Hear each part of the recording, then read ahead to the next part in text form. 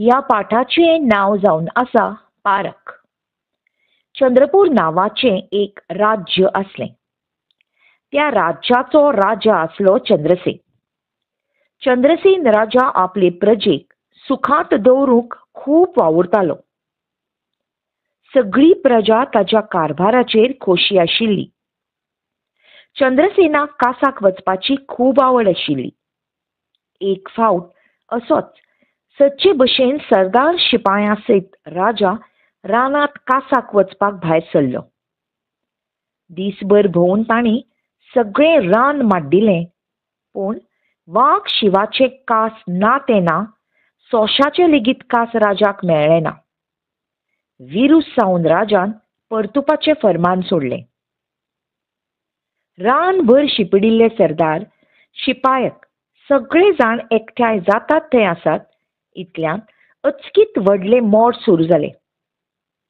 वाऱ्याचो सांवार पळोवन जण एकलो आकांताक मेळटा ते वटेन धांवंक लागलो. अशे तरेन एकठांय जावंक पाविल्ले ते परतून विस्कळीत जाले. हो ताका सोदता, तो हाका सोदता म्हणटा म्हणसर काळोख पडूंक लागलो. एकामेकांक सोदीत सगळे जाण त्या रानांत जळामळा भोंवंक लागले. राजा चंद्रसेन भोंवता भोंवता एका आश्रमा लागसार पावलो.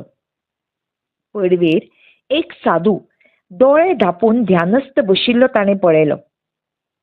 राजा त्या साधू म्हऱ्यांत गेलो. ताच्या पांयांक हात लावन राजान नमस्कार केलो आनी नमळायेन ताणें साधूक विचारलें, साधू महाराजांनो, म्हजो एखाद्रो शिपायक येवटेन गेल्लो तुमचे नदरेक पडला वय?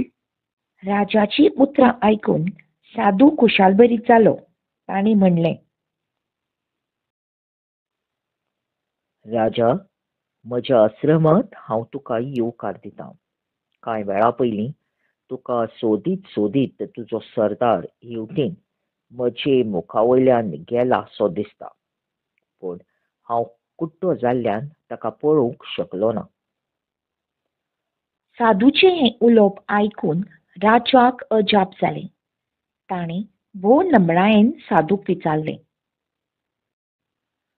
साधू महाराजांनो, तुमी तर आतांच म्हणटाले तुमकां दोळ्यांनी दिसना म्हणून.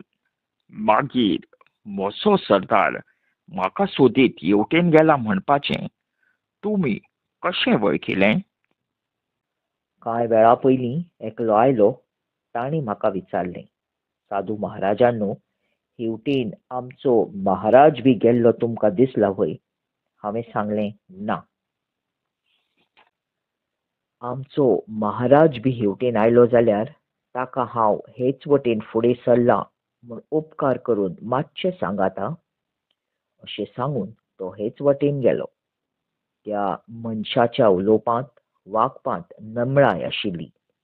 तशेंच आपूण खंयच्यान गेला हें तुका हांवें सांगचें अशी म्हजे लागीं ताणें मागणी केली. हातूंत ताची जापसालदारकी तो कितली वळखता तें दिसून आयलें.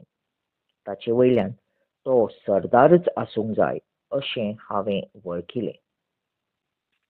आनी हांव राजा हें तुमी कशें पारखिल्लें? राजान विचारलें. राजा, नांवा वयल्यान रंगरुपा वयल्यान मनशाची वळख जाता, पूण मनशाची खरी पारख जाता ती ताचे उलोवपाचे आनी वागपाचे रिती वयल्यान. साधून राजाक सांगलें,